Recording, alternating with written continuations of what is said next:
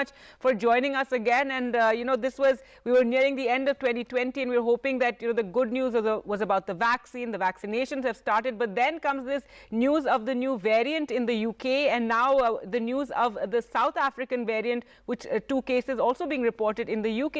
Tell us the latest. Yeah, thank you for having me on the show, Gargi. Look, I don't think that we should take this as a negative news. I think this is a fantastic achievement for science that our nations, the United Kingdom, South Africa, are able to get this information out so quickly to the WHO, to the rest of the world, so that we are tracking this virus in real time. And I think with the help of information, technology, and the spread of news through social media, we're able to get this information to different countries, and then countries can take adaptive measures like they have done in terms of banning travel and things like that. So I think this is a good thing, but of course it's concerning because this new strain has been seen to be much more infectious, up to almost 70% as infectious as the original one, and even more than the one that was discovered in the UK. And there was 17 mutations in the UK strain. There are even more mutations in this particular strain, and they all aid in the virus becoming more and more infectious. And you can see that in the numbers in the UK. There were 40,000 cases in the United Kingdom yesterday, 780 deaths. So you can see that this is a ongoing problem for the United Kingdom, especially because, as you mentioned, it's affecting younger people, and so the working population has now been affected by this, and that's why Matt Hancock came out and said that it was a concern. But yes, there is a positive thing on the horizon. The vaccine, as you mentioned, the AstraZeneca Oxford vaccine that we've been waiting for so long, seems like it'll be approved by next week, and that's a huge news for India, especially because that's the vaccine that's going to be used by the Serum Institute to vaccinate people in India.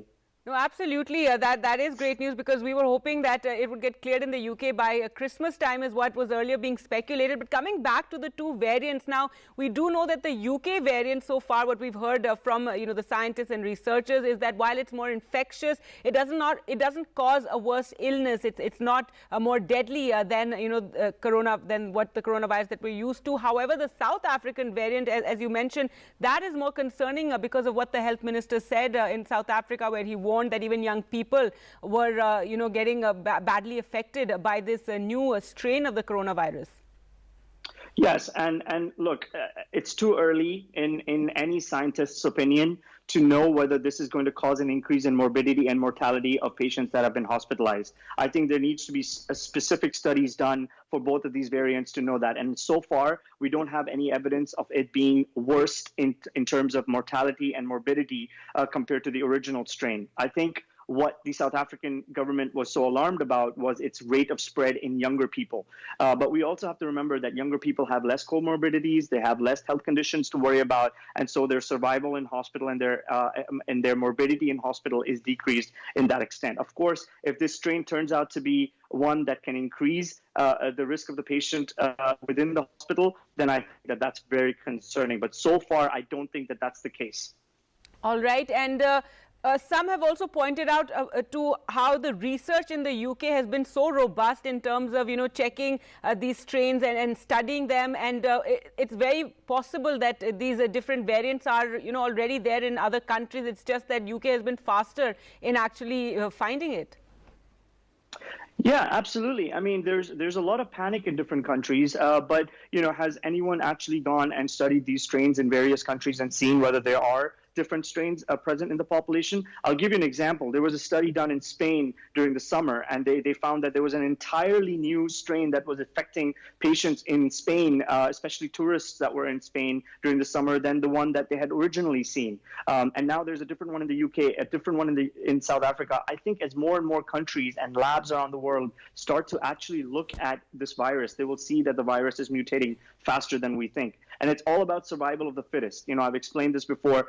Just like humans, have this survival of the fittest instinct, that's how viruses and bacteria are basically built genomically as well. So I think we just need to be on top of this and make sure that the information is spread to the rest of the world in real time.